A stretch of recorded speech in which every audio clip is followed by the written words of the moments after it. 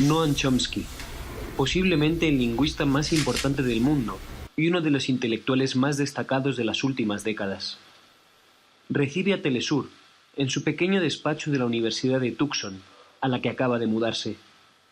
Sus reflexiones son escuchadas con detenimiento por la comunidad política internacional. Hoy nos habla de intervenciones internacionales, de los retos que tenemos como sociedad o del papel del nuevo presidente de Estados Unidos, Donald Trump. From the point of view of U.S. power, he's harming it. But from the point of view of U.S. elites, he's giving them everything they want. I mean, in fact, what's going on in the United States, if you think about it, is kind of a two-level wrecking ball, if you want to call it that. Trump, his role, whether this is conscious or not, I don't know, but you can see what's happening.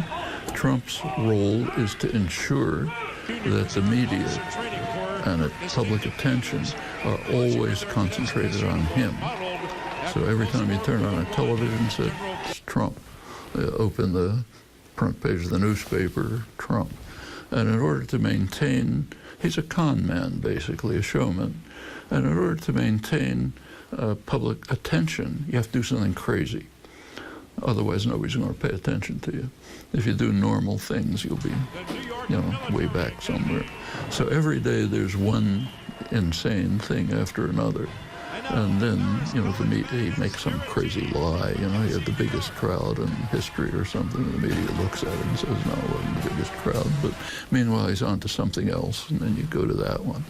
And while this show is going on in public, in the background, the wrecking crew is working. Paul Ryan, Mitch McConnell, the guys in the cabinet who write his executive orders. What they're doing is systematically dismantling every aspect of government that works for the benefit of the population.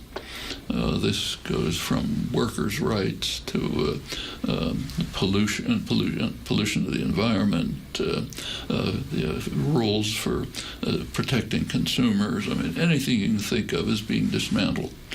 And all efforts are being devoted, kind of almost with fanaticism, to enrich and empower their actual constituency, which is super wealth and corporate power, who are delighted. That's why the stock market goes up. Stock market has not much to do with the economy, but keeps booming because that's the rich people, and they love being granted. Now, the worst policies that he's carrying out, the most dangerous, are barely discussed. Those are the two existential threats that we face. You have to face the fact that humans are now in a situation which has never arisen in human history. This generation has to decide whether organized human existence is going to continue. And it's not a joke. It's global warming and nuclear war. Those are the major issues. They ought to be big headlines every day. And Trump's actions are making both of them much more dangerous.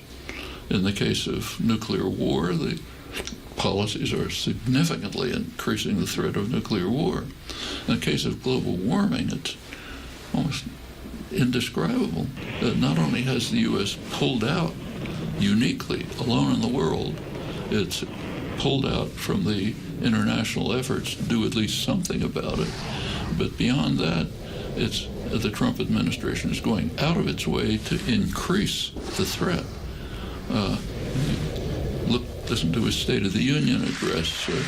The only phrase about global climate was to talk about our beautiful, clean coal, the worst polluter there is, which we have 1,000 years of it, And look at the new budgets that's coming out. Sharply cuts research and support for any kind of renewable energy, more subsidies and support for the most polluting, destructive things. And it's not just Trump, it's the entire Republican leadership. So if you look at the 2016 election, at the primaries, every single candidate, not a single exception, either denied that global warming is taking place or said maybe it is, but we shouldn't do anything about it, which I think is worse. They were called the moderates, like Kasich. So and if you look at Trump himself, or say Rex Tillerson, Secretary of State, they know perfectly well that humans are causing global warming. In fact, Trump has golf courses all over, and he hasn't built a wall in Mexico yet, but he's building walls around his golf courses to make sure that the sea level doesn't destroy them. Rex Tillerson was CEO of ExxonMobil since the 1970s. Scientists at ExxonMobil have been, we now know they've been made public, forced to be made public. They've been producing severe warnings to the leadership about the effect of the use of petroleum on destroying the environment. So they all know about it, but they're not doing anything about it, which is a level of criminality that is almost hard to find words to describe. I mean, here are, educated, well-off, rich people, upper elite, who know that what they're doing is destroying the prospects for organized human life, and do it anyway because they make more profit tomorrow. Can you think of an analog to that in human history? I really can't. I mean, I've said sometimes what's considered an utterly outrageous comment that today's Republican Party is the most dangerous organization in human history. Sounds outrageous, but think about it for a moment. I mean, Hitler didn't intend to destroy the prospects for human existence. Attila the Hun didn't intend that. Nobody has. But that's what these guys intend. And it's not ignorant, uneducated, religious fundamentalists, whatever you want to blame people. These are the most educated, best supported people in the world. And they're doing this eyes open because you can make more profit tomorrow. It's hard to imagine anything like it. And it's not just my opinion. Take, say, the Bulletin of the Atomic Science, the Doomsday Clock, famous Doomsday Clock. It's set up by the Bulletin of Atomic Scientists since 1947. Each year they gather distinguished physicists, political analysts, others to look at the state of the world and make a judgment of how far we are from terminal disaster. Midnight is terminal disaster. In 1947, the clock was set 7 minutes to midnight. It's after the atom bomb. Moved up and back since. Now it's at the closest it's been to midnight ever.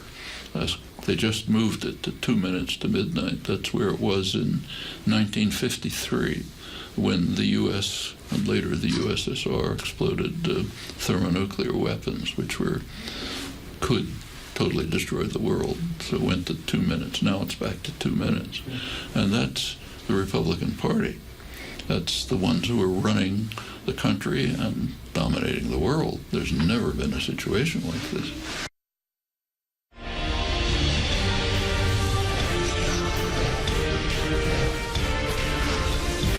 It does not have the economic power that it wanted.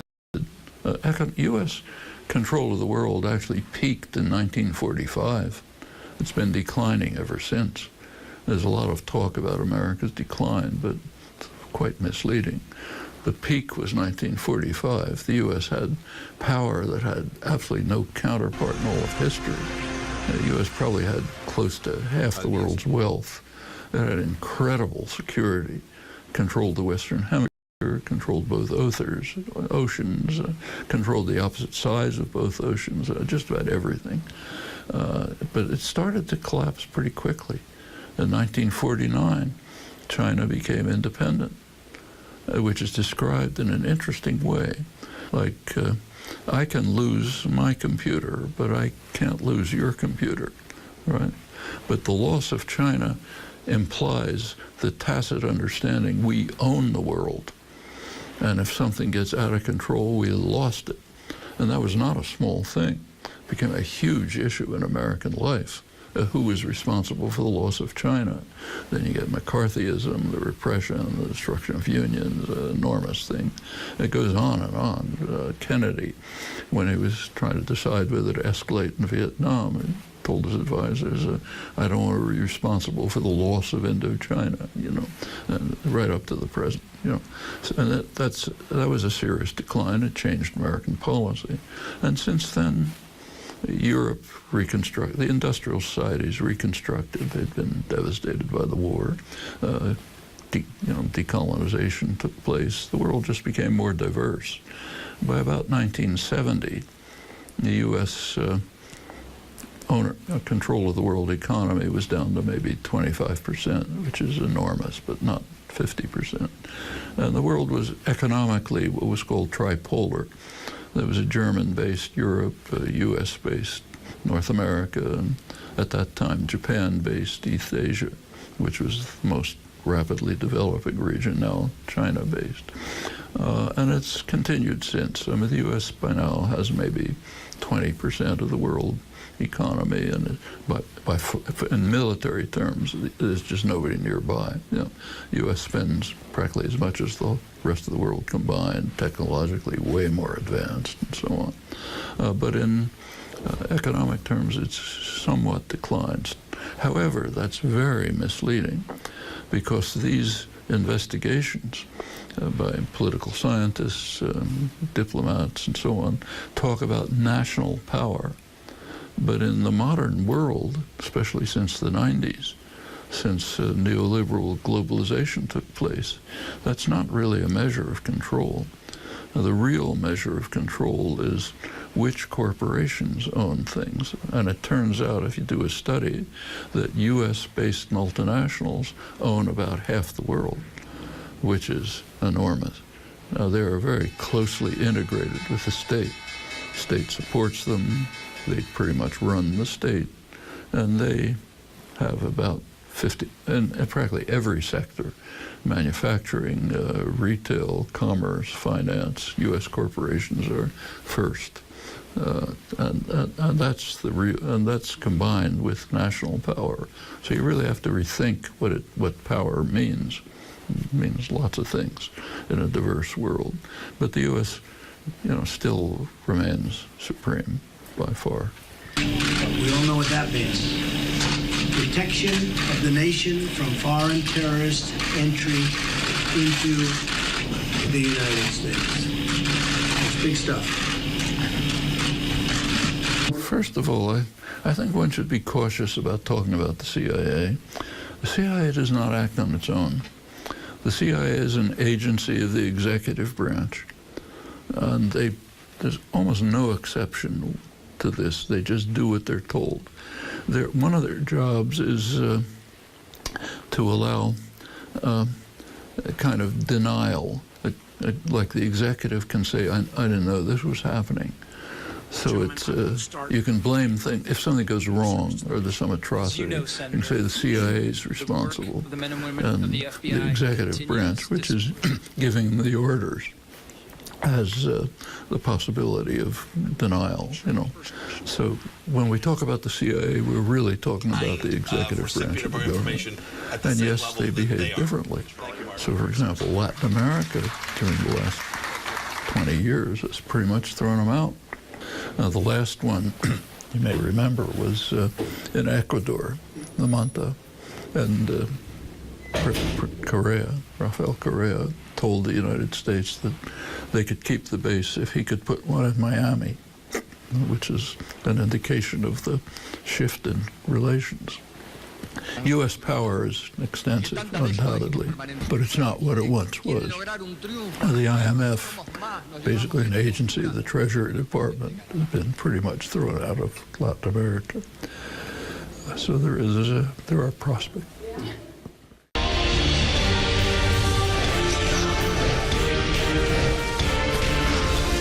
Humanitarian intervention is a very interesting one. Almost every act by any great power aggressive act is justified on humanitarian grounds. So from the point of view of the aggressor, it's a humanitarian intervention, not from the point of view of the victims. And it's probably if we had records from Attila the Hun, we might find the same thing. What is counted? The one that is counted is the bombing of Serbia in 1999, the Kosovo bombing. So take a look at that. It was a kind of an ugly place, not a pleasant place, but we know in detail what was going on there. Guerrilla forces, Albanian forces based in Albania were entering Serbia, carrying out terrorist attacks in order to elicit a harsh Serbian response, which could be used as a justification for NATO, meaning U.S. intervention. And they said the casualties are kind of separate on both sides. They estimated about 2,000. When the invasion was undertaken, Wesley Clark, the general in charge, he informed Washington that the result of the U.S. attack would be to sharply escalate atrocities, because Serbia was not going to be able to respond by bombing the United States, so they'd respond on the ground. As the invasion began, he informed the press, which wouldn't report it, that the predictable, his word, effect of the bombing would be to sharply escalate Serbian atrocities, which is what happened. U.S. started bombing Serbia. Serbia started driving out Albanians from Kosovo, carrying out atrocities, huge reporting and denunciation of Serbian atrocities. Milosevic was brought to the criminal court with an indictment for his massive crimes. All, with one minor exception, were after the bombing. If you look back at the discussion, the way it's framed is it was a humanitarian intervention because we had to stop Serbian atrocities, and that's the way it's presented in the West. You have to keep quiet about the fact that the Serbian atrocities were the consequence, the predicted and expected consequence of the invasion. And whenever that's, so for example, there's a major report by distinguished international lawyers headed by Judge Goldstone, a distinguished South African lawyer, which studied the invasion, and it concluded, its phrase was, illegal but legitimate. Illegal because in obvious violation of international law, but legitimate because you had to stop these horrible atrocities which followed the invasion. So they simply inverted the chronology, which is what is usually done. Occasionally, it's recognized that, yeah, it was afterwards, but they said it doesn't matter because you had to stop it before they happened. So we invaded in order to prevent atrocities which were caused by the invasion. So that's the major humanitarian intervention. And shortly after the invasion, the issue of humanitarian intervention was placed on the international agenda because there had been this marvelous example of it. And there are two different conclusions drawn. One was by the United Nations. The United Nations General Assembly had a strong resolution about what's called responsibility to protect. It basically reiterates international law. It says explicitly that no military act can be taken unless authorized by the Security Council. Anything else is illegal and unacceptable. And it goes on to urge that pressures be used to ensure that governments don't repress their own population. So use whatever diplomatic and other pressures you can do. That's the formal responsibility to protect. There's another one. A commission was set up headed by Gareth Evans, the former Australian Prime Minister's, the Evans Commission.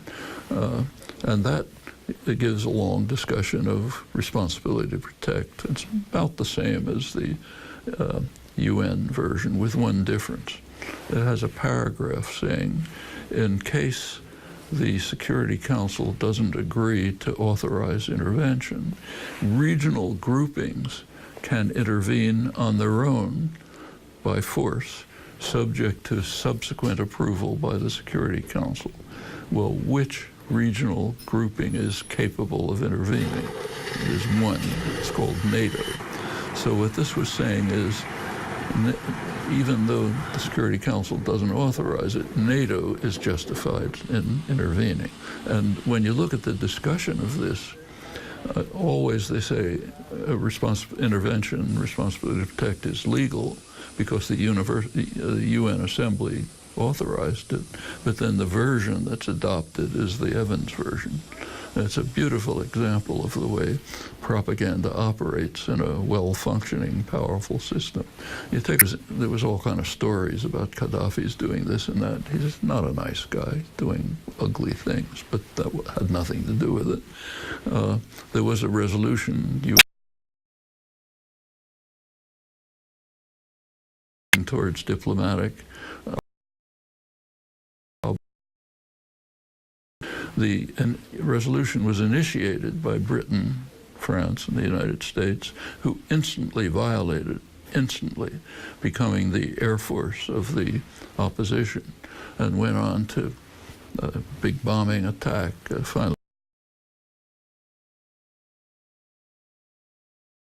1,000 or more people, much more than as it is today, with in the hands of warring militias. There was a huge flow of jihadis and arms into the Levant, West Asia, but also mainly into West Africa, which has now become the major source of radical terrorism in the world, largely a consequence of the so-called humanitarian intervention in Libya. And you look at case after case, and that's what they're like. Occasionally you can find an example that maybe you could argue is humanitarian intervention, but those are not permitted because the U.S. bitterly opposed them, fought against them, and it's the wrong people anyway, even the wrong color. So that's humanitarian intervention. Well, in the case of Afghanistan and Iraq are different. In the case of Afghanistan, I suspect it was just revenge. It's just probably pretty much like what Abdul Haq said. They want to show their muscle. Somebody attacked us, we're going to show the world that we can attack somebody even more harshly. And so it's like when Trump says to Korea, I've got a bigger button than you do, that kind of thing. So we'll show it to you.